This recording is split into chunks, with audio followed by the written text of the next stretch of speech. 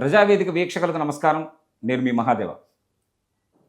రాజకీయ నాయకుల అంతరంగాన్ని వెలికి తీస్తున్న ఇంటర్వ్యూల పరంపరలో ఈరోజు మనం ఒక ప్రత్యేక వ్యక్తిని, రాజకీయ అనుభవజ్ఞుడిని, పోరాటాల నుంచి ఎదిగిన ఒక నాయకుడిని కలవబోతున్నాము.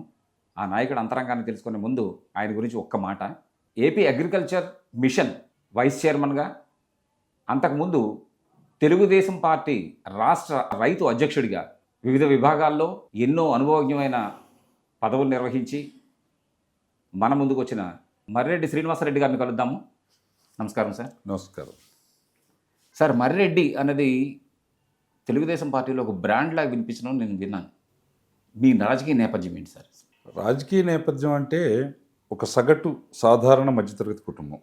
మా కుటుంబంలో నాకన్నా ముందు ఎవరు కూడా రాజకీయాల్లో పెద్ద యాక్టివ్గా లేరు. ప్రకాశం జిల్లాలో కరువు పీడిత ప్రాంతంగా ఉండి వర్షాలు కూడా లేనటువంటి పరిస్థితుల్లో పంటలు సరిగా పండక జీవనం కష్టమైనప్పుడు ప్రకాశం జిల్లాలో దర్శి, మార్కాపురం, ఎర్రగొండపాలెం, కనిగిరి, గిద్దలూరు ఈ ప్రాంతాల నుంచి చాలా పెద్ద ఎత్తున వలసలు కొనసాగాయి. జీవనాధారం కోసం వివిధ ప్రాంతాలకు వెళ్ళేసి స్థిరపడిపోయి అక్కడ రకరకాల వృత్తులు, వ్యాపారాలు, వ్యవసాయం, చిన్న చిన్న పనులు చేసుకుంటా ఉండేవాళ్ళు. మా గ్రామం నుంచి కూడా చాలా కుటుంబాలు వలసపోయినాయి. అందులో మా ఫ్యామిలీ కూడా నాన్నగారి టైంలో బిఫోర్ హిజ్ మ్యారేజ్ ఈ గుంటూరు జిల్లాలో పెదకాకుమాను మండలం గరిగిపాడు గ్రామానికి వాళ్ళంతా వలస వెళ్ళినటువంటి పరిస్థితి. అక్కడే ఉంటూ వ్యవసాయం, పొలాల కౌలుకు తీసుకొని వ్యవసాయం చేసుకుంటా అక్కడే మేము పుట్టి పెరగటం. గరిగిపాడులో అప్పటికే జిల్లా పరిషత్ హై స్కూల్ ఉండటంతో అదే స్కూల్లో చదువుకుంటా ఉండేవాడిని. చదువుకునేటప్పటి నుంచి కూడా 5th క్లాస్లో నేను ఎలిమెంటరీ స్కూల్కి ఎస్పీఎల్ని, 6th క్లాస్లో లీడర్ని, సిపిఎల్ని, 7th క్లాస్లో సిపిఎల్ని, అలా రాజకీయ అంటే లీడర్షిప్ దీన్ని డెవలప్ చేసుకుంటూ తీసుకుంటూ వచ్చేవాడిని. తర్వాత ఇంటర్మీడియట్ పొన్నూరులో కొమ్మనేని శాస్త్రిగిరిరావు జూనియర్ కళాశాలలో ఇంటర్మీడియట్ జాయిన్ అయ్యాం. ఈ నేపథ్యంలో మేము 9th క్లాస్లో ఉన్నప్పుడు అప్పటికే వామపక్ష విద్యార్థి ఉద్యమాల పట్ల ఆకర్షణతో ఉండేవాడిని. వాటి యాక్టివిటీస్లో పాల్గొనటం, వాటిని గురించి అర్థం చేసుకోవటం ఇలా చూస్తూ ఉండేవాడిని. ఆ నేపథ్యంలో ఎన్టీ రామారావు గారు తెలుగుదేశం పార్టీని 82లో స్థాపించటం, 83లో ఎన్నికలు రావటం, ఈ ఎన్నికలు వచ్చేటప్పటికే మేము 9th క్లాస్లో ఉన్నాం. ఈ 9th క్లాస్లో ఉన్నప్పుడు అప్పుడు మాకు మొదటిసారిగా దూలిపాళ్ళ వేరే, అది ఇప్పుడు పొన్నూరు కాన్స్టిట్యున్సీ కింద ఉండేది, దూలిపాళ్ళ వేరే చౌదరి గారు అప్పుడు ఎమ్మెల్యే కంటెస్ట్ చేయటం. వారి ఎన్నికల ప్రచారంలో కూడా అప్పుడు మేమంతా కూడా పాల్గొన్నాం. అంతకన్నా ముందు కూడా 78 ఎన్నికలు జరిగినప్పుడు కూడా మేము యాంటీ కాంగ్రెస్ దీంతో జనతా పార్టీకి ఎన్నికల ప్రచారానికి స్కూల్ పిల్లలు, అప్పుడు పిల్లలు కూడా చాలా వరకు రాజకీయాలు ఉండేవి. ఇప్పట్లాగా కార్పొరేట్ విద్య లేదు కాబట్టి ప్రభుత్వ పాఠశాలలు, ప్రభుత్వ కళాశాలలు పిల్లలందరికీ కూడా ఒక రకమైనటువంటి దేశభక్తి, అంటే ఆ 70-80 దశకాల వరకు కూడా ఏంటంటే స్వాతంత్ర పోరాట స్ఫూర్తి అనేది పాఠశాలలో కొనసాగుతూ ఉండేది. ఉపాధ్యాయులంతా కూడా ఆ స్వతంత్రానికి పూర్వం పుట్టి పెరిగిన వాళ్ళు కావటాన వాళ్ళందరూ కూడా వాటన్నిటినీ పిల్లలకి పాఠాలుగాను కథలుగాను చెప్తా ఉండేవాళ్ళు. ఆ ఇన్ఫ్లుయెన్స్ ఉండేది. అందుకని మేము 78లో కూడా జనతా పార్టీకి ఊరినే పెద్ద రాజకీయాలు తెలిసాను కాదు కానీ జై జనతా, జై జై జనతా అని చెప్పేసి నాగలబట్టిన రైతు గుర్తుకే ఓటు ముద్ర అని చెప్పి తిరిగేవాళ్ళం. చిన్నపిల్లలు 4th క్లాస్ 5th క్లాస్లో ఉండే పిల్లలుగా తిరిగేవాళ్ళం. అట్లా రాజకీయాల పట్ల చిన్నప్పటి నుంచి కూడా ఒక రకమైనటువంటి ఆసక్తి, ఒక ఫ్యాషన్ కింద మారిపోయింది. ఇంక ఇంటర్మీడియట్కి వచ్చేసరికి కాస్త ఒక పరిణితి రావటం, దీంతో వామపక్ష భావజాలాన్ని అధ్యయనం చేయటం, ముఖ్యంగా సిపిఎం వెనకమాల ఎస్ఎఫ్ఐ విద్యార్థి విభాగంలో కూడా ఒక లీడర్గా ఎదిగేటువంటి క్రమం అంతా కూడా స్టార్ట్ చేసుకున్నాం. ఈ నేపథ్యంలో ప్రకాశం జిల్లాలో పత్తి పంట ప్రధానంగా ఉండేది. తెల్ల బంగారం అనేవాళ్ళు. అది విస్తారంగా సాగులోకి తీసుకొచ్చారు. వైట్ ఫ్లై, తెల్లదోమ, కంటికి కనపడినంత తెల్లదోమ పత్తి రైతుల జీవితాలను అతలాకుతలం చేసింది. పదుల సంఖ్యలో రైతులు కొద్ది కాలంలో ఒక 40-50 రోజుల్లోనే దాదాపుగా 42 మంది రైతులు ప్రకాశం జిల్లాలో ఆత్మహత్యలు చేసుకున్నారు. ఇది నన్ను తీవ్రంగా కలిచివేసినటువంటి అంశం. అప్పట్లో ఒక కంటికి కనపడని ఒక చిన్న క్రిమి, ఒక కీటకం మనిషి జీవితాన్ని అంతం చేస్తూ ఉంది, కుటుంబాలు చిన్నాభిన్నమైపోతూ ఉన్నాయి, ఛిద్రమైపోతూ ఉన్నటువంటి పరిస్థితి ఉంది అనేటువంటిది ఆలోచన మనసులో పడింది. అప్పుడు ఇంకా ఎక్కువగా ఈ వామపక్ష సాహిత్యాన్ని చదవటం. అదే సందర్భంలో ఇక మొత్తం భారతదేశంలో ఉన్నటువంటి రైతాంగ ఉద్యమాలన్నిటి పట్ల, రైతుల పట్ల వర్లి ఆదివాసుల తిరుగుబాటు దగ్గర నుంచి, శ్రీకాకుళం భూ పోరాటాల దగ్గర అసలు నుంచి, సాయుధ ఆ లిటరేచర్ పట్ల మీరు ఎందుకండి అసలు అట్రాక్ట్ అయ్యారు అసలు? అంటే ఆ సంఘటన కలిచివేసింది నన్ను. రైతు ఒక దోమ రైతుని చంపేయటం ఏంటి, రైతు ఆత్మహత్య చేసుకోవటం ఏంటి, ఆ కుటుంబం బజార్న పడిపోవటం ఏంటి, పిల్లల చదువు అంతరంగంగా ఆగిపోవటం ఏంటి, అంటే అది ఒక కలిచివేసింది.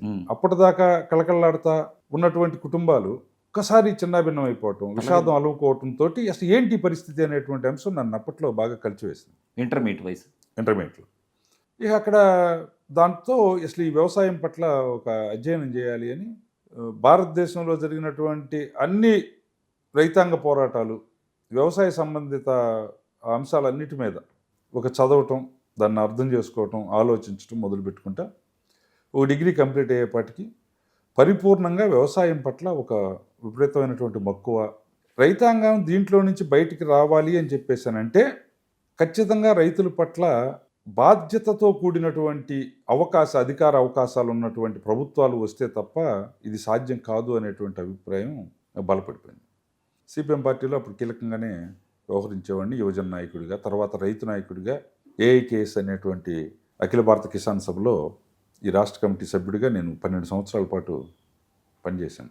ఆ 12 సంవత్సరాలు కూడా పూర్తి స్థాయి కార్యకర్తగా, అంటే ఏ వృత్తులు లేకుండా రైతాంగ ఉద్యమాలే వృత్తిగా డెడికేటెడ్గా కమ్యూనిస్ట్ పార్టీ ఆలోచనతోటి 2002 వరకు కొనసాగటం జరిగింది. సో ఫస్ట్ బేస్ పొలిటికల్ ఈ వామపక్ష భావజాలం. దాంతో ఇవన్నిటిని కూడా పెట్టుకుంటూ వచ్చాము. ప్రకాశం జిల్లాలో జరిగినటువంటి పాడి రైతులకు సంబంధించి ధరల పెంపు విషయంలో మరీ అన్యాయంగా వాటర్ బాటిల్ 20 రూపాయలు కాన్స్టెంట్గా అమ్ముతున్నప్పుడు లీటర్ పాలు 20 రూపాయలు కూడా లేని రోజు ఉంది. మంచినీళ్ళ డబ్బా, కార్పొరేట్ కంపెనీ మంచినీళ్ళ డబ్బా 20 రూపాయలు అమ్మినప్పుడు రైతుకి 20 రూపాయల పాల ధర రాలేదు. దానిపైన పెద్ద ఉద్యమం చేశాం. ఆ తర్వాత పొగాకురు ప్రకాశం జిల్లాలో పత్తి పంట దెబ్బతినిపోయిన తర్వాత అప్పుడు ఎన్టీ రామారావు గారు కొంత సోషల్ ఫారెస్ట్ వైపు మరల్చారు. అప్పుడు ఒక కమిటీని వేయటం, ఒక కేంద్ర ప్రభుత్వం కూడా ఒక కమిటీని నియమించింది. ఆ కమిటీ వచ్చింది. అప్పుడు ఆ కమిటీ పత్తి రైతుల ఆత్మహత్యల తర్వాత వచ్చినటువంటి ఆ కమిటీ ఆల్టర్నేట్ క్రాప్ కింద ఏంటి అని చూసినప్పుడు ప్రకాశం జిల్లాలో వర్షాధార ప్రాంతాల్లో ప్రధానంగా ఈ సోషల్ ఫారెస్ట్ వైపు కనుక వెళ్తే 2 రకాల ఉపయోగం ఉంటుంది. ఇటు పల్ప్ ప్రొడక్ట్ అవుతుంది, ఇట్లా రైతుకు కూడా ఉపయోగపడుతుందనే ఆలోచనతో రికమెండ్ చేయటం.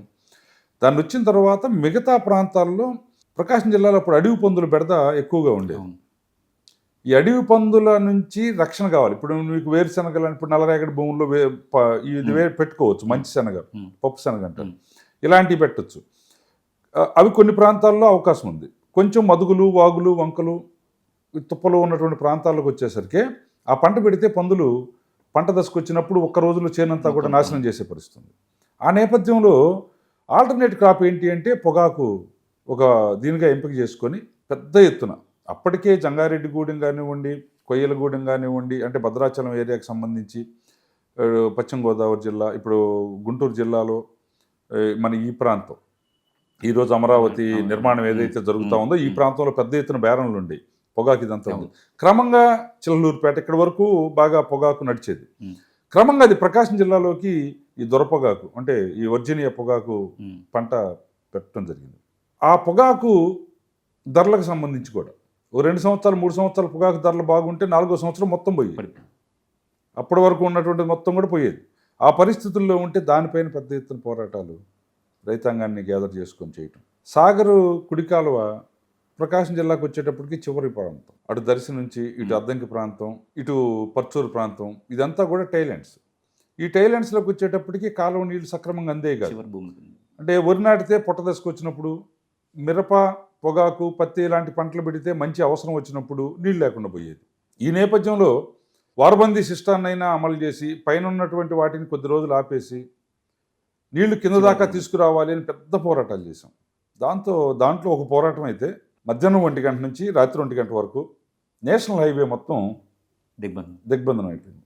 వేలాది మంది రైతులు, అంటే అవసరం, దానికి నేనే నేతృత్వం వహించా ఆ రోజు. ఇప్పుడు ఢిల్లీలో రైతులు అట్లాంటిది అంటే ఆ కాలంలో ఆ కాలంలో దానిపైన ఒంగోలు దగ్గరలో ఒక ఇరుకు బ్రిడ్జి ఉంటే, అంటే ఎటు నుంచి కూడా కనెక్షన్ లేకుండా ఉండే విధంగా ఉంటుంది. దాన్ని మూసేస్తే ఇక కట్, అటు ఇటు ఇంకేం లేదు. ఆ త్రోవగుంట దాటిన తర్వాత ఒంగోలు ఎంట్రన్స్లో ఉంటుంది. ఆ బ్రిడ్జి మీద ట్రాక్టర్లు తిరగేసి, అంటే మామూలుగా ఉంటే కూడా మళ్ళీ లేపుకొని పోలీసులు క్రేన్లతో ఏ లాగేస్తారు. పీరియడ్ సార్ ఇది? ట్రాక్టర్లు 99-98 అప్పుడు దామచర్ల ఆంజనేయులు గారు మంత్రిగా ఉండేవాడు. ఆయన కలెక్టర్ని ఎస్పీని తీసుకొని వచ్చి చర్చలు జరిపి ఆ రాత్రి పోలీస్ డిపార్ట్మెంట్ మొత్తాన్ని కాలువల మీదకి పెట్టి కాలువ నీళ్లు చివరిదాకా నడుపుతామని చెప్పేసి ప్రామిస్ చేసి ఇరిగేషన్ సిఈ, ఎస్పీ, కలెక్టరు, మంత్రి అందరూ వచ్చి అక్కడ రైతులతో చర్చించిన తర్వాత రాత్రి 12 గంటల ప్రాంతంలో ఆ ఉద్యమాన్ని విరమించడం జరిగింది. అలా రైతాంగం పట్ల చేసినటువంటివి చాలా ఆనందాన్ని. ఇక్కడ ఈ సందర్భంలో అడగవలసిన ఒక ప్రశ్న ఉంది సార్. 2 ప్రశ్నలు ఉన్నాయి ఇక్కడ. ఒకటి, కెరీర్ను కూడా మీరేం పట్టించుకోలేదు. నా భవిష్యత్తు ఏంటి అన్నది మీరు చూసుకోకుండానే డెడికేటెడ్గా ఈ యాజిటేషన్ ఏదైతే ఉందో, అంటే ఇష్యూస్ ఏవైతే ఉన్నాయో ఈ ఇష్యూస్ మీద ఒక పరిష్కారం కోసం మీరు జర్నీ చేయడం మొదలుపెట్టేసిన టర్నింగ్ పాయింట్ అది. నిజానికి ఇంటర్మీడియట్ తర్వాత ఒక టర్నింగ్ పాయింట్ తీసుకొని మీరు ఇట్లా ఫిక్స్ అయిపోయారు. అప్పుడు ఇంట్లో కూడా మిమ్మల్ని ఏం అడగలేదు అసలు? మీ భవిష్యత్తు ఏమనుకుంటున్నావు, అసలు ఎటు ప్రయాణిద్దాం అనుకుంటున్నావు అని ఒక ఆలోచన ఏమి రాలేదా? అంటే మా నాన్నగారు నన్ను చాలా ప్రేమించేవాడు, చాలా. అప్పుడే అడగాలి కదా సార్. అంటే నేను ఏమి చేసినా రైట్ అనుకునేవాడు. నాకెప్పుడు అడ్డం చెప్పేవాడు కాదు.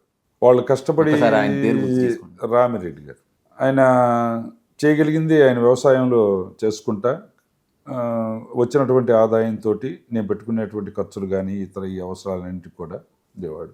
కేసులు పడ్డప్పుడు, గొడవలు జరిగినప్పుడు ఎప్పుడు కూడా వెనక్కి లాగింది లేదు. ఆర్థికపరమైన అంశాలు వదిలేయండి, ఆలోచనపరమైన అంశాలని సమర్థించడం కదా బాగా, అంటే బాగా.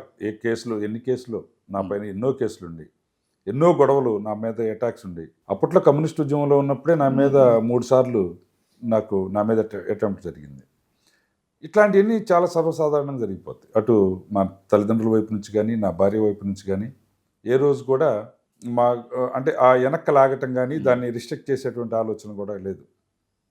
ఒక దశలో అయితే మేము, అంటే పెళ్లి తర్వాత, పిల్లలు అయిన తర్వాత అప్పుడు సివియర్ అటాక్స్ ఉన్నాయి నా పైన. ఈ దశలో మేము పిల్లల్ని కూడా మా దగ్గర పెట్టుకోకుండా మేము అంటే అటాచ్మెంట్ పెంచుకోకూడదు, ఉంటామో లేదో అనేటువంటి పరిస్థితి ఉంది కాబట్టి అసలు పిల్లలతో అటాచ్మెంట్ ఉండకూడదు నా పట్ల వాళ్ళకి అనే దాంతో వాళ్ళని అసలు వాళ్ళ అమ్మమ్మ గారింట్లో హైదరాబాద్లో పెట్టేసి స్కూల్ విద్య అంతా అక్కడే అయిపోయే వరకు నేను వాళ్ళని దగ్గరికి తెచ్చుకోలేదు. అంటే అప్పుడు అట్లా ఉండేది. భూ పోరాటాలు, భూముల కోసం దళితుల పక్షాన నిలబడి మా బంధువుల గ్రామంలోనే నన్ను చంపడానికి దాదాపుగా 300-400 మంది ఒక రాత్రి, నేను ఎస్సీ కాలనీలోకి వెళ్ళాను, తిరిగి వచ్చేటప్పుడు చంపాలి అనేటువంటి ఆలోచనతో మొత్తం రోడ్డుపైనే ఒక తిరణాలకి దేవుడి బండి వస్తుంటే హారతి ఇచ్చినట్టుగా రోడ్డుకు 2 వైపులా వాళ్ళు హారతికి ఏ విధంగా అయితే పసుపు కుంకాలు, కొబ్బరికాయలు, పూలు పెట్టుకుంటారో వీళ్ళు చీపుర్లు, చాటలు, గొడ్డళ్ళు, బరిసెలు, కత్తులు, కారం మొత్తం పెట్టుకొని నిలబడ్డారు రోడ్డు మొత్తం. ఆ రోడ్డు మధ్యలో నుంచి నేను మోటార్ సైకిల్ వేసుకుని ఈ చివరికి వచ్చాను. ఊరు దాటుకుంటా, ఎస్సీ కాలనీ నుంచి ఊరు దాటే వరకు. అది ఒక మర్చిపోలేని సంఘటన నాకు ఇప్పటికీ. అంటే నా కళ్ళు చెమర్చేసే అంశం ఏంటంటే, మా బంధువులు మా మిస్సెస్కి ఫోన్ చేసేటప్పుడు, అప్పుడు ల్యాండ్ లైన్లు ఉండే, మా ఇంట్లో ల్యాండ్ లైన్కి ఫోన్ చేసి, ఇట్లా వద్దమ్మా, ఇట్లా అనుకుంటున్నారు, ఊర్లో చంపుదాం అనుకుంటున్నారు, చచ్చిపోతాడు, మీరు అన్యాయం అయిపోతారు, వద్దు అని చెప్తే నా భార్య ఒకటే చెప్పింది, చావు ఒక రోజు ఉండేదే, ఈరోజు మీరు ఇది మానుకోమంటున్నారు, రేపు ఇంకొకటి మానుకోమంటారు, మీరు మానుకోమన్నదల్లా మానుకోవటం కుదరదు, మా లైన్ మాదే, మేము పోయేదే, ఉండనాలే ఉంటాం అని చెప్పి ధైర్యంగా.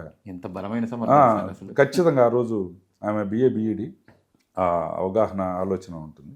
ఒకరోజు ఉండే చావుకి ఎందుకు భయపడాలి, మీరు చంపరు, మేము బతుకుంటాం, అట్నే చచ్చిపోతాం కదా ఒకరోజు, కాబట్టి ఇది కొనసాగేది. అలాంటి దీంట్లో కూడా నా కుటుంబంలో తల్లిదండ్రుల వైపు నుంచి కానీ, నా భార్య పిల్లల వైపు నుంచి కానీ ఏ రోజు కూడా ఈ రాజకీయాల్లో, ఈ పోరాటాల్లో ఉండకూడదు, నువ్వు ఆగు అని కానీ, నువ్వు వద్దులే మనం సర్దుకుందాం అని కానీ ఏ రోజు అగ్రెసివ్గా పోవటమే.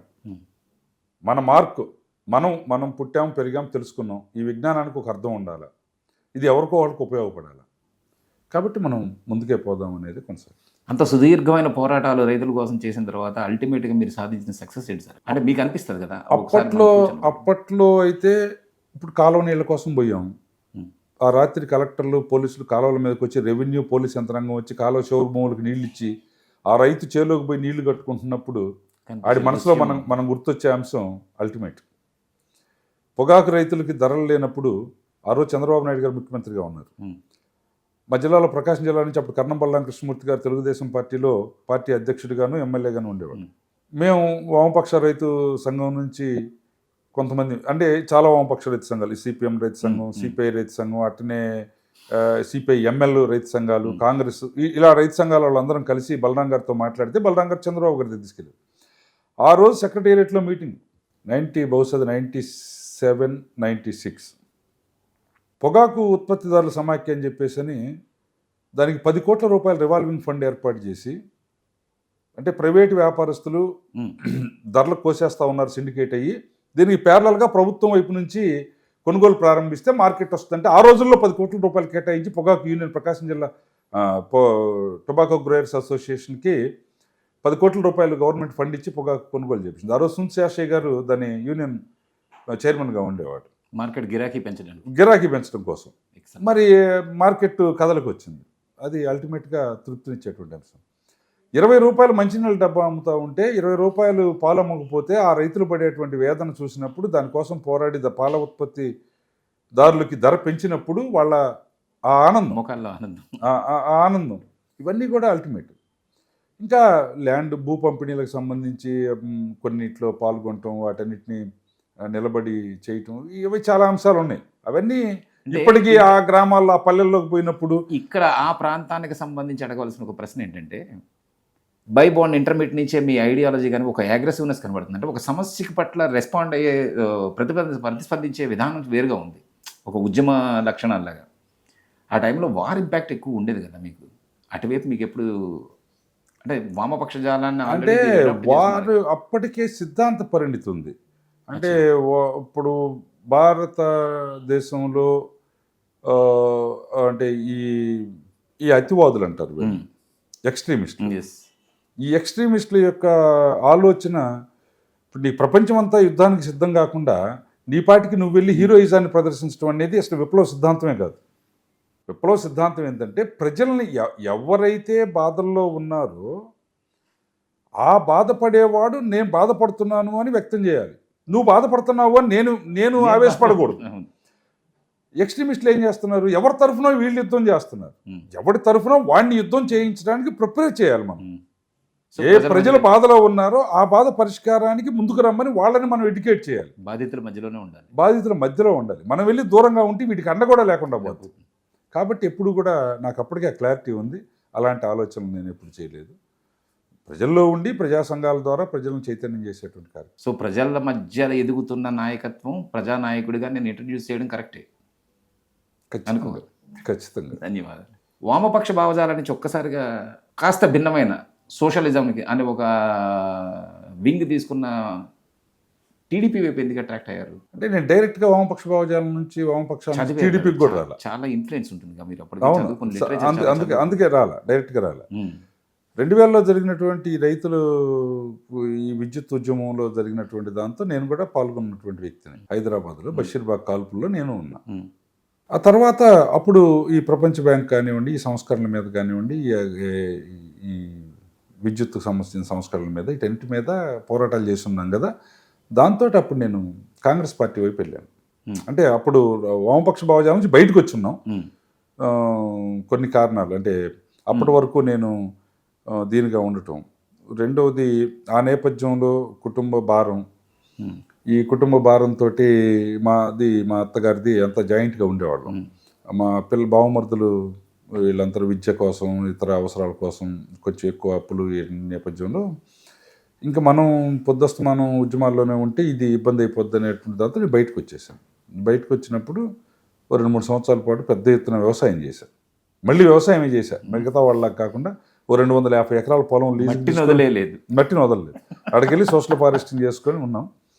మళ్ళీ అనిపించింది ఎన్ని గొడవలు ఉన్నా, ఎన్ని సమస్యలు ఉన్నా మనం ఇంత అర్థం చేసుకొని రాజకీయాలు లేకపోతే ఎట్టా అని అప్పుడు కాంగ్రెస్ పార్టీ వైపు వెళ్ళి 2004 నుంచి 2014 వరకు కాంగ్రెస్ పార్టీలోనే కొనసాగాం. ఆ టైంలోనే 2006లో జరిగినటువంటి ఈ జిల్లా పరిషత్ ఎన్నికల్లో మా మిస్సెస్ మా మండలం నుంచి జడ్పీటీసీగా ఎన్నిక కావటం, ఉమ్, 2013లో నేను క్రీడా central research institute for dryland and agriculture అని ఉమ్, ఈ మెట్ట వ్యవసాయ పరిశోధన క్షేత్రం సంస్థకు సంబంధించినటువంటి దాంతో భారతదేశంలో 2 డైరెక్టర్లు ఉంటే పొలిటికల్ నుంచి నేను యలమంచిలి శివాజీ గారు 2013 నుంచి 2016 వరకు ఆ central research institute for dryland and అగ్రికల్చర్లో ఈ మెట్ట వ్యవసాయ పరిశోధన సంస్థల్లో మెంబర్స్గా నాన్ అఫీషియల్ మెంబర్స్గా మేము పనిచేయటం కూడా జరిగింది.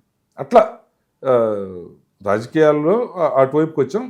జగన్మోహన్ రెడ్డి ఏ రోజైతే 2009లో రాజశేఖర రెడ్డి గారు మరణించిన తర్వాత జగన్మోహన్ రెడ్డి పోకడలు ఉన్నాయో దానికి వ్యతిరేకంగా గట్టిగా నిలబడి 2013 నుంచి కూడా ఇది కాదు, కరెక్ట్ కాదు, ఏమైనా సరే రాష్ట్రం బాగుపడాలి అంటే చంద్రబాబు నాయుడు గారి నాయకత్వం కావాలి, ఉండాలి అనేటువంటి ఆలోచనతోటి 2013లో జరిగినటువంటి ఈ కోఆపరేటివ్ బ్యాంక్స్ పిఎస్సిఎస్ ఎలక్షన్స్, ఆ తర్వాత వచ్చిన పంచాయతీ ఎన్నికలు, ఆ తర్వాత ఎంపీటీసీలు, ఇలా వీటన్నిటిలో కూడా తెలుగుదేశం పార్టీకి మాకున్నటువంటి దీంతో సపోర్ట్ చేసుకుంటే తెలుగుదేశం పార్టీకి 1 సంవత్సర కాలం దగ్గరయ్యి 2014 ఎన్నికలకు ముందు తెలుగుదేశం పార్టీలో జాయిన్ అవ్వడం జరిగింది. అట్లా వచ్చేసి అంటే ఇప్పుడు కమ్యూనిస్టు పార్టీల యొక్క ఆలోచన కానీ లేకపోతే పరిస్థితి కానీ ప్రజలకి మేలు చేకూర్చే అంత దగ్గరగా లేదు. ఉమ్, మన ఆలోచన ఏదైతే ఉందో అది రైతాంగానికి మేలు జరగాలి అంటే చంద్రబాబు నాయుడు గారు లాంటి విజనరీ లీడర్ కావాలి, ఉంటేనే ఎంత మేలు జరిగేదానికి అవకాశం ఉంటుంది అనేటువంటి ఆ బలమైన ఆలోచనతో తెలుగుదేశం పార్టీలో రావడం. ఇప్పుడు ఈ రైతుకు న్యాయం చేయాలి, రైతుకు మంచి జరగాలి అనే మీ చిన్నప్పటి నుంచి ఏదైతే బలమైన ఒక భావజాలం మీలో నాటుకుందో అది పార్టీలోకి వచ్చిన తర్వాత మీరు నిర్వహించిన వివిధ పదవుల్లో సాధ్యమైనట్లుగా ఖచ్చితంగా రైతు రాష్ట్ర అధ్యక్షుడి స్థాయి వరకు వచ్చారు. ఇక్కడ విషయం 2014 నుంచి 2019 వరకు అధికారంలో ఉన్నప్పుడు తెలుగుదేశం పార్టీ అధికారంలో ఉంది, లేదా ఆ రోజు కూటమి బీజేపీ కూడా కలిసి ఉంది కొద్ది రోజులు. రైతాంగం ఎక్కడా కూడా పోరాటాలు చేసి ఒక ఫలితాన్ని సాధించుకోవాల్సినటువంటి అవసరం రాల. ఎందుకంటే ప్రకృతి వైపరీత్యాలు సహజం, మనకు సంబంధం లేకుండా మనం తీర ప్రాంతం 900 కిలోమీటర్ల తీర ప్రాంతం ఉంది, మనకు వానలు వర్షాలు ఎక్కువ రావచ్చు, లేదు ప్రపంచవ్యాప్తంగా వచ్చినటువంటి గ్లోబల్ వార్మింగ్ వల్ల ఈ గ్లోబల్ వార్మింగ్లో వర్షాలు లేకుండా పోయింది, చాలా దేశాల్లో పోయింది, అదేవిధంగా మనకు కూడా లేకుండా పోయింది. ఏ ప్రకృతి వైపరీత్యం వచ్చినా దాన్ని ఆదుకోవడానికి ప్రభుత్వం ముందుకు వచ్చింది. హుద్హుద్దు లాంటి తుఫాన్లు, తిత్లీ లాంటి తుఫాన్లు వచ్చినప్పుడు చంద్రబాబు నాయుడు గారు అక్కడే వెళ్ళి బస్సు పెట్టుకొని బస్సులో పండుకొని దాన్నంతా రెక్టిఫై చేసి వితిన్ 48 అవర్స్లో ఇన్పుట్ సబ్సిడీ రైతాంగానికి అందించినటువంటి చరిత్ర తెలుగుదేశం పార్టీలో చూసి క్షామం ఏర్పడి నీళ్లే లేకుండా పోయినప్పుడు ఏదైతే హార్టికల్చర్ హబ్గా ఉన్నటువంటి రాయలసీమ ప్రాంతంలో తోటలకి నీళ్లు పెట్టుకోవటానికి ట్యాంకర్ల ద్వారా నీళ్లు సప్లై చేసి ట్యాంకర్కి కూడా డబ్బులు కట్టినటువంటి చరిత్ర తెలుగుదేశం పార్టీ హయాంలో చూసాం. మార్కెట్ మందగించి పప్పు శనగ కొనేవాళ్ళు లేనప్పుడు ఆ పప్పు శనగకి క్వింటాల్కి 1,500 రూపాయలు బోనస్గా ఇచ్చి 30 క్వింటాల్కి 1,500 బోనస్ అంటే 45,000 రూపాయలు ఆ రైతు కుటుంబానికి చేరే విధంగా ప్రభుత్వం అండగా నిలబడింది. మిర్చి క్వాలిటీ కోల్పోయినప్పుడు మినిమం ఎంతకన్నా అమ్ముకొని 2,000 రూపాయలు మిరప పంట రైతుకి క్వింటాల్కి 2,000 రూపాయలు అదనంగా ప్రభుత్వం సహకారం అందించినటువంటి పరిస్థితి మనం చూసాం. నెల్లూరు జిల్లాలో ధాన్యం ధరలు తగ్గిపోతే ఆ రోజు ఒక పుట్టికి 2,000 రూపాయలు, ఒక పుట్టి అంటే 840 కేజీలు వాళ్ళ మార్కెట్లో 840 కేజీల ధాన్యానికి 2,000 రూపాయల చొప్పున అదనంగా ప్రభుత్వం బోనస్ ఇచ్చినటువంటి పరిస్థితి చంద్రబాబు నాయుడు గారి ప్రభుత్వంలో మనం చూసాం. అందుకని అంటే వర్షాలు రాని వరదలు రాని అది ఇన్పుట్ సబ్సిడీ ఇన్సూరెన్స్ అందించడం లేదు, క్షామం రాని వర్షాలు పడకపోనే అనావృష్టి రాని ఆ సందర్భంలో నీళ్లు అందించేదానికి ఆ రోజు ట్యాంకర్లతో నీళ్ళు ఏంటి, రెయిన్ గన్స్ ప్రభుత్వం ఏర్పాటు చేసి ఆ రోజు పెట్టినటువంటి వేరుశనగ పంట వచ్చే విధంగా చిత్తూరు అనంతపురం జిల్లాల్లో రెయిన్ గన్స్ తోటి ఎంతో కిలోమీటర్ల దూరంలో దొరికినటువంటి బోర్ను పట్టుకొని ప్రతి రైతుకి కూడా ప్రతి పంటకి ప్రతి మొక్కకి నీళ్ళు ఇచ్చే విధంగా ప్రయత్నం చేయటం అయితే అంటే ప్రభుత్వం బాధ్యత. దీంట్లో 100% వచ్చిందా, 100% ఈల్డింగ్ వచ్చిందా, 100% రైతులకు అందిందా అంటే కొద్దిగా అసలు ఏ అవకాశం లేని దగ్గర కొద్దిగా గొప్ప జారిపోవచ్చు. కానీ ప్రభుత్వం యొక్క సంకల్పం, చంద్రబాబు నాయుడు గారి యొక్క సంకల్పం రైతుకు అండగా నిలవాలి, తెలుగుదేశం పార్టీ యొక్క సంకల్పం రైతుకు అండగా నిలవాలి అనేది ఆ రోజు కొనసాగింది. జగన్మోహన్ రెడ్డి వచ్చిన తర్వాత 2019 నుంచి 2024 వరకు రైతుకి శాపకాలం. వరదలు వచ్చినా స్పందించడు, వర్షం లేకపోయినా స్పందించడు. అంటే ఒక నీరో చక్రవర్తి తన ఆనందం, తన సంపాదన, తన దోపిడీ మాత్రమే తను చూసుకున్నప్పుడు ఈ 5 సంవత్సరాల్లో రైతాంగం కోసం తెలుగుదేశం పార్టీ చంద్రబాబు నాయుడు గారి ఆధ్వర్యంలో, నేతృత్వంలో, వారి దిశానిర్దేశంలో తెలుగు రైతు అధ్యక్షుడిగా నేను, రాష్ట్ర వ్యాప్తంగా ఉన్నటువంటి తెలుగు రైతు నాయకత్వం దాదాపుగా ఒక 200 మందికి పైగా రైతుల పట్ల ప్రేమ, వ్యవసాయం పట్ల ప్రేమ, పార్టీ పట్ల కమిట్మెంట్ ఉన్నటువంటి వీళ్ళందరూ కూడా ఒక మంచి టీం నాకు తోడొచ్చింది. అనేక ఉద్యమాలు చేశాం. వరదల్లో పంటలు మునిగిపోయినప్పుడు ఆ ధాన్యం కొనుగోలుకు సంబంధించి, లేదు పైరు పోయినప్పుడు దాని ఇన్పుట్ సబ్సిడీకి సంబంధించి, మోటార్లకి మీటర్లు పెట్టి రైతు మెడకు ఉరితాడేయాలి అనేటువంటి ఆలోచన జగన్మోహన్ రెడ్డి చేసినప్పుడు దాన్ని నిలువరించడం కోసం, ప్రజల్లో చైతన్యం తేవటం కోసం దానిపైన సదస్సులు, బహిరంగ సభలు కండక్ట్ చేసిన దగ్గర నుంచి పురుగు తెగుళ్ళు, అంటే ఈ పురుగు చీడపీడలన్నీ కూడా పంటనే పట్టేసుకొని ఆ పంట నష్టపోయినప్పుడు ఆ రైతులకు అండగా నిలబడే దానికోసం వాటిని పరిశీలించి నివేదికలు సమర్పించడం దగ్గర నుంచి, ప్రభుత్వం పైన ఒత్తిడి తీసుకొచ్చేటువంటి కార్యక్రమం, వాళ్ళకి సహకరించాలి, సహాయం అందించాలి అనేటువంటి దాంట్లో చేసిన దగ్గర నుంచి గత 5 సంవత్సరాలు వందలాది పోరాటాలు ఈ ప్రభుత్వానికి వ్యతిరేకంగా చేసి ఎప్పటికప్పుడు రైతాంగంలో ఇదిగో మంచి రోజులు రాబోతా ఉన్నాయి, ఈ ప్రభుత్వం శాశ్వతం కాదు, మీరు అధైర్యపడకండి, మీరు అఘాయిత్యాలు చేసుకోకండి. జగన్మోహన్ రెడ్డి ప్రభుత్వంలో సాలీనా 1200 మంది రైతాంగం నెలకు 100 మంది చొప్పున ఆత్మహత్యలు చేసుకున్నారు. దేశంలోనే రైతు ఆత్మహత్యల్లో 3వ స్థానంలో ఆంధ్రప్రదేశ్ చిన్న రాష్ట్రం నిలబడింది.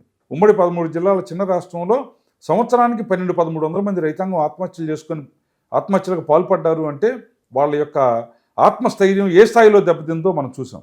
అందుకని అప్పటికీ మేము చాలా వరకు వాళ్ళందరికీ ఆత్మస్థైర్యాన్ని నింపడానికి, భవిష్యత్తు బాగుంటుంది, ఇదిగో తెలుగుదేశం ప్రభుత్వం రాబోతూ ఉంది, మీకు ఖచ్చితంగా మేలు జరిగిద్ది అని చెప్పడంలో ఓ ప్రయత్నం చేశాం. 96లో చంద్రబాబు గారు పవర్లో ఫస్ట్ టైం సీఎంగా అయిన పీరియడ్లోనే పెద్ద ఎత్తున రైతు ఉద్యమాన్ని, అణిచివేత కార్యక్రమాలు భారీ ఎత్తున జరిగింది. కాల్దారి వేలువెన్ను కాల్పులు, రైతు కాల్పులు, రైతులు చచ్చిపోయారు. అప్పట్లో గవర్నమెంట్ చాలా తీవ్రస్థాయి ఇతను రైతు వ్యతిరేకి అని ఒక తీవ్రస్థాయి విమర్శ గవర్నమెంట్ మీద పడింది. వ్యవసాయం దండగా అనే ఒక నినాదాన్ని ఆయన ఇచ్చాడు అనే అపవాదం కూడా అక్కడి నుంచి ఎదుర్కోవాల్సి వచ్చింది. అలాంటిది దాన్ని ఆ టైంలో మీరు పార్టీలో లేరు. ఆ కేసును మీరు ఎందుకు స్టడీ చేయలేకపోయారు? ఎందుకు మీ మీద ఇన్ఫ్లుయెన్స్ చూపించలేదా? నేను దాన్ని స్టడీ చేశాను. చంద్రబాబు నాయుడు గారు చెప్పింది ఏంటంటే, రాజకీయాల్లో వక్రీకరణలు సాధారణంగా ఉంటాయి, ఈ రోజు ఉన్నంత టెక్నాలజీ ఆ రోజు లేకపోవడంతో పూర్తి కాకుండా వాడు ఎక్కడ వరకు అవసరం అక్కడ వరకు చలామణి చేసేసాడు, తిప్పేశాడు, రొటేట్ చేశాడు.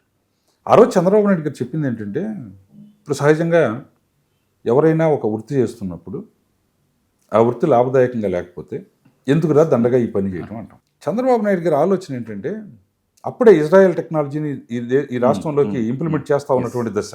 నువ్వు వరి పంట పెట్టినప్పుడు నీ ఖర్చులకు కూడా గిట్టుబాటు కాకపోతే, నువ్వు పాడి పరిశ్రమ పెట్టినప్పుడు అది ఖర్చుకు కూడా గిట్టుబాటు కాకపోతే, నువ్వు కూరగాయల పంట చేసేటప్పుడు అది నీ అవసరాలు కూడా తీర్చే స్థాయిలో లేకపోతే ఇది దండగ కదా. దీన్ని లాభసాటిగా మార్చాలి, ఈ దండగమారి వ్యవసాయం వద్దు, లాభసాటి వ్యవసాయం చేద్దాము అనేది ఆయన చెప్పినటువంటి సారాంశం. ఆ రోజు వాస్తవంగా నాకు తెలుసు, నేను అప్పుడు వామపక్ష ఉద్యమాలను ఫాలో అయ్యాను. నేను ఎప్పుడు కూడా ఈ మాటని ఆ రోజు కూడా నేను అంగీకరించలేదు. చంద్రబాబు నాయుడు గారు చెప్పింది అది కాదు. ఇప్పుడు మనం ఉంటామండి, మన పిల్లోడు ఉంటాడు, అడిగి 25 మార్కులు వస్తూ ఉంటే ఎందుకురా దండగా నువ్వు చదవటం, దరిద్రుడా చదువు అనుకుని ఏదో పని చేయి అని అరుస్తాం. లేదు, మన కుటుంబంలో మన తల్లిదండ్రులు మన పిల్లలంగా ఉన్నాం అనుకోండి, మనం కాస్త జ్ఞానవంతులం అయితే వాళ్ళు చేస్తున్నటువంటి వృత్తి లాభదాయకంగా లేకపోతే, కుటుంబ అవసరాలు తీర్చకపోతే ఎందుకు రానా ఈ పని, ఎందుకమ్మా ఈ పని, ఇంకో పనికి వెళ్దాం, ఇది మానేద్దాం అంటాం. మరి వ్యవసాయం కూడా అలా నష్టపోయే విధంగా ఉంటే మానేయాలి. దాన్ని నీ అవసరాలు తీర్చే విధంగా టెక్నాలజీని తీసుకొని వచ్చి ఆధునికతని దాంట్లోకి చొప్పించి నీ వ్యవసాయాన్ని లాభసాటిగా మార్చి నిన్ను పెద్దవాడిని చేయాలి అనేది చంద్రబాబు నాయుడు గారి ఆలోచన. దాన్ని ఆయన చెప్పాడు. వీళ్ళకి అవసరమైనటువంటి పదం వరకు వాడుకొని వక్రీకరించారు. పూర్తిగా తప్పది. ఆయన భావజాలాన్ని ఇంప్లిమెంట్ చేయగలిగారు, ఖచ్చితంగా ప్రారంభించారు. ఆయన ఆ రోజు నుంచి కూడా ఈరోజు ఇంత ఉత్పాదకత ఈ రాష్ట్రంలో వస్తుందంటే అది తెలుగుదేశం పార్టీ అధికారంలో ఉన్నటువంటి వాటిల్లో చంద్రబాబు నాయుడు గారికి కీలకమైనటువంటి పాత్ర. ఈ రాష్ట్రంలో అనేక సమస్యలు ఏదైతే ఫ్యాక్షనిజం ప్రధానంగా రాయలసీమ ప్రాంతంలో అంతరించిపోయింది అంటే, చాలామంది అనుకుంటారు, అప్పుడప్పుడు పోలీస్ ఆఫీసర్లు ఇంటర్వ్యూలు ఇస్తుంటారు, నేను అణిచివేసా తొక్కివేశాను. ఈ అణిచివేయటాలు తొక్కివేయటాలు ఏముండవు. ఎదిగాడు పక్కన అక్కడ జీవితం సుందరంగా కనపడింది. కనబడింది. నీ ఆ పక్కకి వెళ్ళి బెంగళూరు, ఈ పక్కకి వెళ్ళి చెన్నై, ఈ పక్క వస్తే హైదరాబాదుల్లో ఆ పిల్లల భవిష్యత్తు గొప్పగా కనపడటం ఎప్పుడు మొదలైందో ఈ కత్తి తీసుకొని తగాదకపోయేటువంటి వాడు కానరాకుండా పోయాడు. ఇప్పుడు జగన్మోహన్ రెడ్డి తపన అదే. ఈ తెలుగుదేశం పార్టీ అధికారంలో ఉంటే నా హంతక ముఠా పెరగదు, ప్రజలకి అన్నీ కూడా సౌకర్యాలు వచ్చేస్తాయి, వాళ్ళు పిల్లల్ని చదివించుకుంటారు, హ్యాపీగా వెళ్ళి ఎక్కడో ఉద్యోగాలు చేసుకుంటారు, షర్టు ప్యాంట్ వేసుకొని టై షూట్ బూట్ వేసుకొని తిరుగుతారు. వీళ్ళందరినీ దరిద్రంలో ముంచితే అందరూ కూడా నా దగ్గరికి నేరమై జీవితానికి వస్తారనేది జగన్మోహన్ రెడ్డి కాంట్రాని కుట్రపూరిత ఆలోచన. చంద్రబాబు నాయుడు గారు తీసుకున్నటువంటి స్టెప్ వల్ల, అది విద్యుత్ సంస్కరణలు తీసుకొచ్చిన దానివల్ల అయితేనేమి, తెలుగు గంగా, హంద్రీనీవా, గాలేరు నగరి ప్రాజెక్టులు ఆధునీకరించడం, ఎప్పటికప్పుడు డెవలప్ చేయటం, వీటన్నింటినీ తీసుకురావడం వల్ల అయితేనేమి, రాయలసీమకి మొట్టమొదటిగా వీటన్నింటినీ తీసుకుపోయిన తెలుగుదేశం ప్రభుత్వమే. ఎన్టీ రామారావు గారు ఆ రోజు ఒక గొప్ప మాట ఉండేది. రాయలసీమలో ఉండేటువంటి అనేక మంది నాయకులు మాకు మిగులు జలాల్లో వాటా కావాలి, నికర జలాల్లో వాటా కావాలి అని అడిగారు. ఎన్టీ రామారావు గారు ఆ రోజు చెప్పిన మాట ఏంటంటే, ఏంటి మీ కోరిక? మాకు నికర జలాలు కావాలి సార్. మీకు జలాలు నికరం, నికర జలాలు కాదు, జలాలు నికరం, మీకు జలాలు నికరం పోండి అని చెప్పేసి ఆ రోజు చెప్పడం జరిగింది. అంటే అంతటి కమిట్మెంట్ తెలుగుదేశం పార్టీ. చంద్రబాబు నాయుడు గారు అధికారంలోకి వచ్చిన తర్వాత పెద్ద ఎత్తున సాంకేతిక విప్లవాన్ని తీసుకొచ్చారు. ఈ దేశంలో సాంకేతిక విప్లవానికి ఆద్యుడు ఎవరు అని చెప్పాల్సి కనుక వస్తే చంద్రబాబు నాయుడు గారే.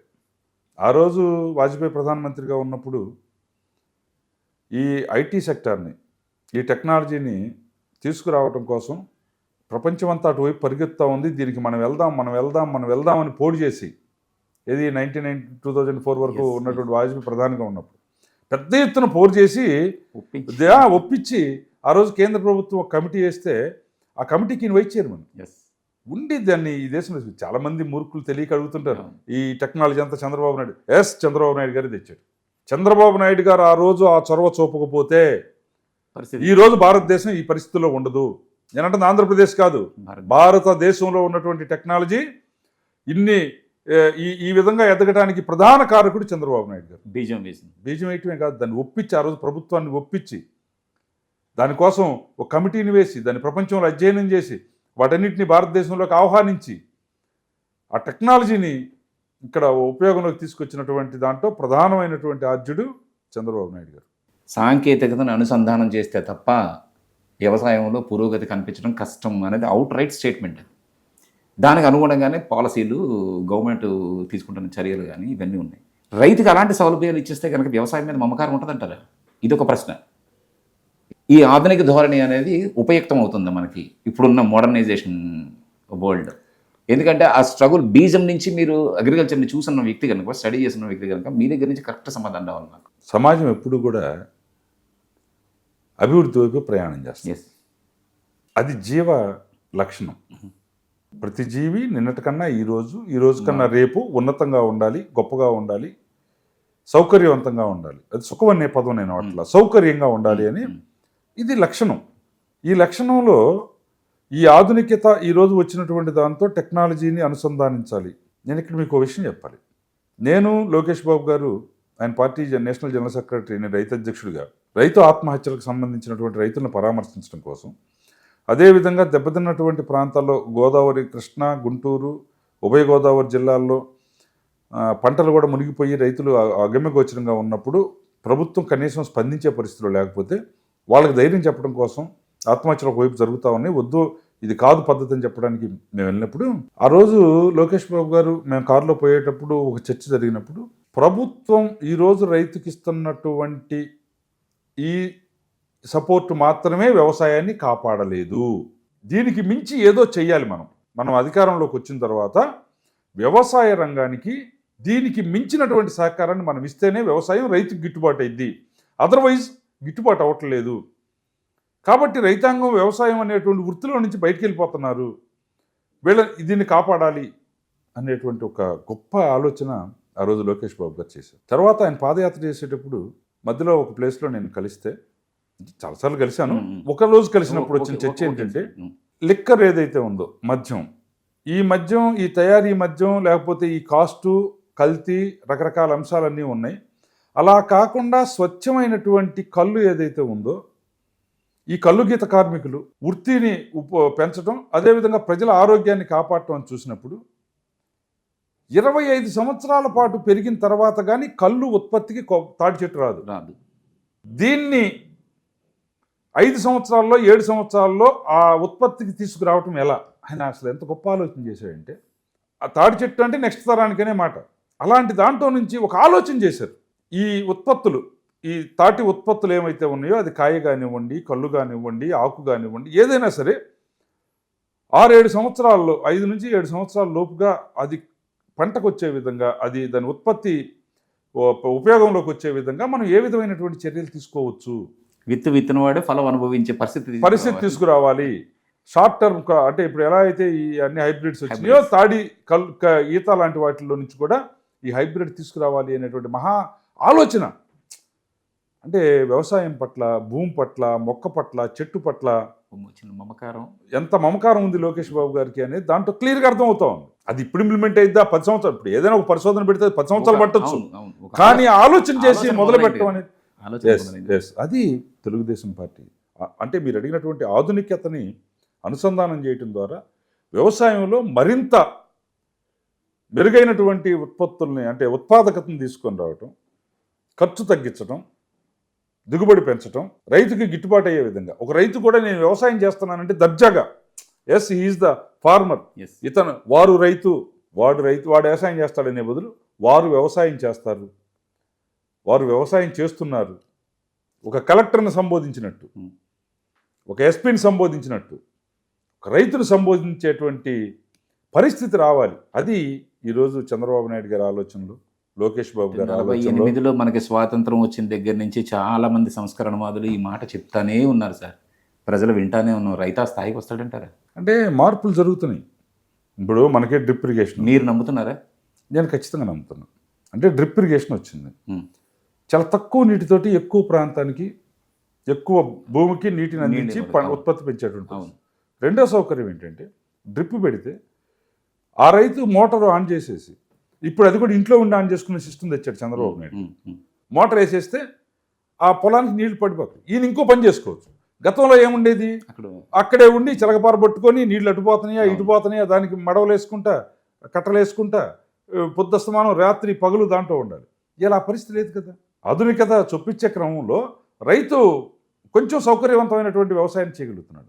దీన్ని మరింత, అంటే మంచి మేలైనటువంటి వంగడాలు, గత 5 సంవత్సరాలు నాశనం అయిపోయింది వ్యవసాయం, ఇప్పుడు దాంట్లో కొంచెం మేలైనటువంటి వంగడాలు ఉత్పత్తి చేసి ఈ ఆధునికతని జోడించి ఒక సీజన్ మనం వెయిట్ చేయాలి. మళ్ళీ ఆధునిక ఉత్పత్తి రావాలి, దిగుబడి ఇది రావాలంటే, విత్తులు రావాలంటే.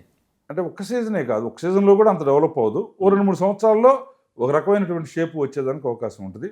అది మిరపలో కానివ్వండి, పత్తిలో కానివ్వండి, పొగాకులో కానివ్వండి, అంటే వాణిజ్య పంటలే కాకుండా ఆహార పంటలు, నూనె గింజలు, అన్ని రకాలుగా. ఇక్కడ చిన్నది ఏంటంటే, సహజ సిద్ధమైన వ్యవసాయక ప్రాంతం కాకపోయినా చైనా, జపాన్, తాయ్ అద్భుతాలు క్రియేట్ చేస్తున్నారు సార్ అగ్రికల్చర్లో. మనం చూస్తున్నాం. అవును. మనం ఎందుకు ఫెయిల్ అవుతున్నాం సార్? మీ స్టడీలో ఏమనిపిస్తుంటుంది?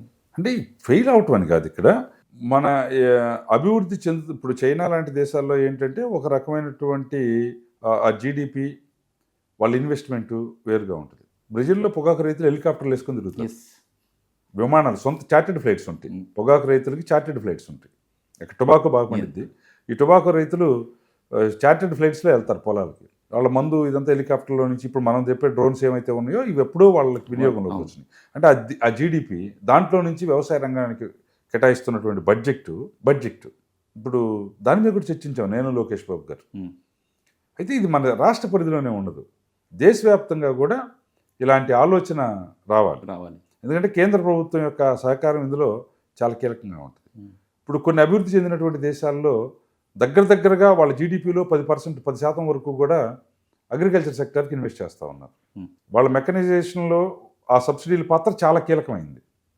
అంటే అందుకని వ్యవసాయం వాళ్ళకి ఊరికే గిట్టుబాటు అయింది. ఇప్పుడు మనకి అది 0.8, 0.7, 0.7 అంటే బిలో 1% భారతదేశంలో.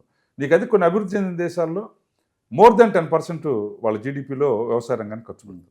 దానివల్ల ఆ మార్పు వస్తుంది. భారతదేశంలో కూడా ఇదిగో చంద్రబాబు నాయుడు గారు లాంటి వాళ్ళు, లోకేష్ బాబు గారు లాంటి వాళ్ళు ఈ ఆలోచనలు పెరిగే కొందే, ఇక్కడ రైతు సుఖ సంతోషాలతో వికసిల్లుతూ ఉండే కొందే మిగతా వాళ్ళు కూడా ఆలోచన చేస్తారు. ఇది దేశవ్యాప్తంగా కేంద్ర ప్రభుత్వం యొక్క దీనిపైకి కూడా రావాలి. ఈరోజు కేంద్రంలో మనం కూడా భాగస్వామ్యం ఉన్నాం కాబట్టి మన వంతు ప్రయత్నం మనం చేయగలుగుతాం అనేటువంటి నమ్మకం ఉంది. ఈరోజు రామ్మోహన్ నాయుడు గారు కానీ, కేంద్ర మంత్రులు ఉన్నారు, పెమ్మసాని గారు కానీ, ఇలాంటి వాళ్ళందరూ కూడా కాస్త బాధ్యతాయుతమైనటువంటి ఆలోచన కలిగినటువంటి వ్యక్తులు. వాళ్ళు కూడా కేంద్ర ప్రభుత్వంతో కూడా ఆ సందర్భాల్లో మాట్లాడేసి ఈ ఆధునికతని చొప్పించి ఉత్పాదకతని పెంచే విధంగా, వ్యవసాయం తక్కువ ధరకే గిట్టుబాటు అయ్యే విధంగా ప్రభుత్వం వైపు నుంచి వచ్చేటువంటి సబ్సిడీలని పెంచేటువంటి కార్యక్రమాన్ని చేసుకుంటూ పోతే ఖచ్చితంగా కూడా అమలు జరిగింది. నేను ఈ అగ్రికల్చర్కి సంబంధించి ఈ టాపిక్ క్లోజ్ చేసే ముందు ఒక ప్రశ్నకి మీరు ఆన్సర్ ఇవ్వండి సార్. ఒక పక్కన వాటర్ రిసోర్సెస్ని డెవలప్ చేయడానికి గట్టి ప్రయత్నాలు జరుగుతున్నాయి. నదుల అనుసంధానం అనేది చిన్న కార్యక్రమం ఏం కాదు. టైలెండ్ ల్యాండ్స్ కూడా మీరు ఇందాక ఏదైతే మార్కాపురం ఏరియాలో టైలెండ్ ల్యాండ్స్ ఎలా సఫర్ అయినాయన్నారో ఆ పరిస్థితి ఉండదు అనేది చంద్రబాబు నాయుడు చాలా బలంగా చెప్తున్నారు. వెరీ సూన్ మనం అనుకున్న ప్రాజెక్ట్ కంప్లీట్ చేసి ఇది ఒకటి. రెండోది టెక్నాలజీ అనుసంధానం. అంటే ఒక మనిషి లేదా ఒక టీమ్ ఆఫ్ పీపుల్ అగ్రికల్చర్ క్షేత్రస్థాయిలో ఉండి పర్యవేక్షించాల్సిన పరిస్థితిని యంత్రాల ద్వారా మనం చేయించుకుంటూ దిగుబడులు అంటే తక్కువ ఖర్చుతో అధిక దిగుబడి సాధిద్దామని ఒక నినాదాన్ని తీసుకొచ్చారు. 3, ఏదైతే వ్యవసాయం మీద ఒక బోర్ అనుకోండి, లేదంటే కనుక వ్యవసాయం గిట్టుబాటు కావట్లేదని గత 5 సంవత్సరాల విధ్వంస కాలంలో ఎవరైతే రైతులు దూరం అయిపోయి దాని మీద ఆపేక్షను చంపేసుకున్నారో వాళ్ళందరూ మళ్ళీ క్షేత్రస్థాయిలోకి రావాలని ఇండైరెక్ట్గా ఒక అప్పీల్ అయితే గవర్నమెంట్ని చాలా స్ట్రాంగ్గా వెళ్తుంది. ఫ్యూచర్ ఎలా ఉండబోతుంది ఇవన్నీ మీరు ఎందుకంటే ఈ ప్రశ్న అడిగేది, మీరు అటు చూశారు, స్టడీ చేశారు, క్షేత్రస్థాయిలోకి దిగి వ్యవసాయం చేసి వచ్చారు బయటికి. సో రైతుగా మీ ఆలోచనలు ఈ పర్యవేక్షణలో ఎలా ఉంటాయి? చంద్రబాబు నాయుడు గారు ఏదైతే 2047 10 సూత్రాలు ఒక దీన్ని తీసుకొని రావడానికి ఈ 10 ప్రిన్సిపల్స్ని ప్రతిపాదించారు. 10 ప్రిన్సిపల్స్ 1 విజన్, ఇది ఈరోజు నినాదం. దీంట్లో ద 5th ఐటమ్గా అగ్రికల్చర్ సెక్టర్కి సంబంధించినటువంటిది కూడా పెట్టున్నారు. మీరు చెప్పినట్టు ఈ నదుల అనుసంధానం గోదావరి నుంచి ప్రతి సంవత్సరం 3,000 టీఎంసీల పైగా నీరు సముద్రం పాలవుతూ ఉంది. కృష్ణాలో కొన్ని వందల టీఎంసీలు పోతూ ఉంది, పెన్నాలో పోతుంది, వంశధార నాగావళిలో పోతుంది. మనకి జీవనదులు 5 మన రాష్ట్రంలో జీవనదులు ప్రవహిస్తూ ఉన్నాయి. ఇందులో ప్రధానమైనటువంటిది గోదావరి మిగులు జలాలు, వరద జలాలు, వేలాది టీఎంసీల నీరు సముద్రం పాలైపోతూ ఉంది.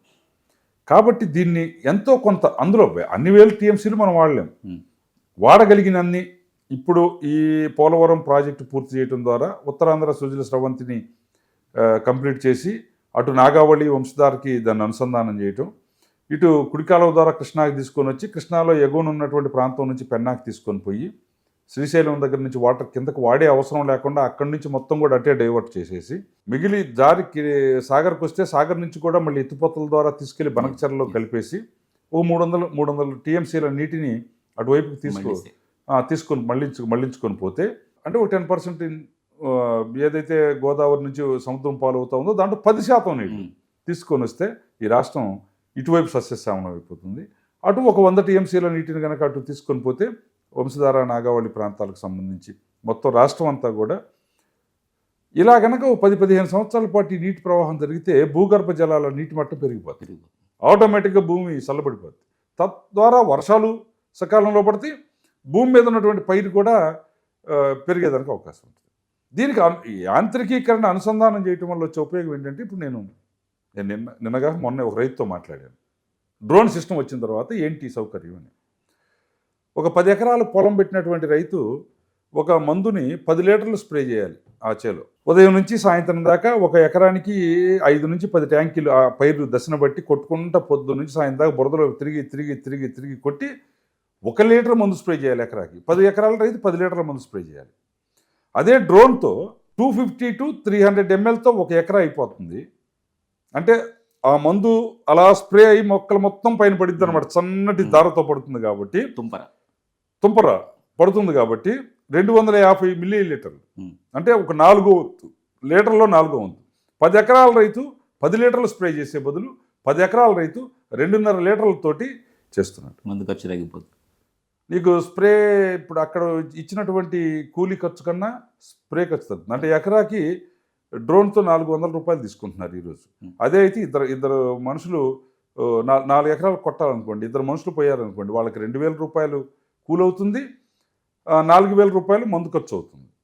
ఉదయం నుంచి సాయంత్రం వరకు చాకిరి అవుతుంది. దీంతో అయితే 4 ఎకరాలకి 1 లీటర్ తోటి 1,600 రూపాయలతోటి అంటే గిట్టుబాటు. ఈ క్రమంలో ఇప్పుడు అక్కడ 3,000 రూపాయలు ఎకరాకి మందులో మిగిలింది, 500 రూపాయలు కూలీలో మిగిలింది. అక్కడే రైతుకి 4 ఎకరాల రైతుకి 3,500 రూపాయలు మిగిలినాయి ఆ రోజు. ఇలా ఎప్పుడైతే ఉత్పత్తి ఖర్చు తగ్గుతూ ఉంటుందో ఆటోమేటిక్గా అది గిట్టుబాటులోకి వస్తూ ఉంటుంది. ఆ విధంగా చంద్రబాబు నాయుడు గారి ఆలోచన ఉంది.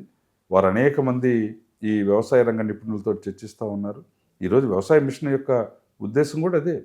ఈ వ్యవసాయ మిషన్ చైర్మన్ చంద్రబాబు నాయుడు గారు, సీఎం గారు. అవును. బై డిఫాల్ట్ దీంట్లో అగ్రికల్చరు, ఇరిగేషను, రెవెన్యూ, ఎనర్జీ ఈ మినిస్టర్లందరూ కూడా మెంబర్స్. నేను వైస్ చైర్మన్తో పాటుగా వీళ్ళంతా కూడా ఈ కమిటీలో ఉంటారు. వీళ్ళ సెక్రటరీస్ ఉంటారు. అగ్రికల్చర్ యూనివర్సిటీ వైస్ ఛాన్సలర్ ఉంటారు. ఆ సబ్జెక్ట్ ఒకసారి అది సెపరేట్. ఇవన్నీ ఎందుకు పెట్టారంటే దీన్నంతా స్టడీ చేసి దీన్ని గిట్టుబాటు చేయడానికి. ప్రభుత్వంలో భాగస్వామిగా ఒక రైతు గురించి ఆలోచిస్తూ ఉంటే ఎలాంటి సమాచారం వస్తుంది, లేకపోతే రైతు శ్రేయస్సు ఎంత అద్భుతంగా ఉంటుంది అనేది ఇప్పుడు మాటల్లో విన్నాం మనం. అలాంటి వ్యవసాయ ఆధారంగా ఉండే అగ్రికల్చర్ మిషన్కి ఆయన వైస్ చైర్మన్. ఆ విభాగంలో ఎలాంటి ప్రగతి సాధించడానికి ప్రభుత్వం ముందుకొస్తుంది, ఈయన ఆలోచనలు ఏంటి, ఆ వైస్ చైర్మన్గా ఎలాంటి బాధ్యత నిర్వర్తించున్నారు అనేది మనం సెకండ్ ఎపిసోడ్లో తెలుసుకుందాము. అప్పటిదాకా బ్రేక్.